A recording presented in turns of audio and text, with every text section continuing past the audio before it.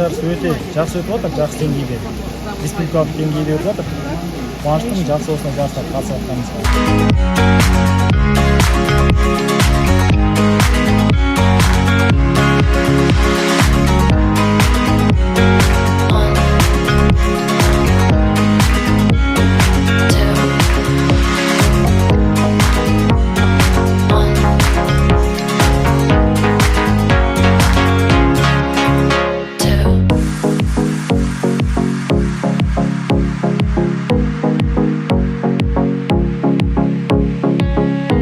Сегодня в рамках «Юный спасатель 2026» третий соревновательный день на базе оперативно-спасательного отряда ДЧС Акмолинской области. «Юный спасатель», собравшийся из всех регионов Казахстана, принимает участие в состязании по спасению утопающего на акватории, показывает свои навыки и способности, насколько они готовы спасти утопающего и оказать ему необходимую помощь.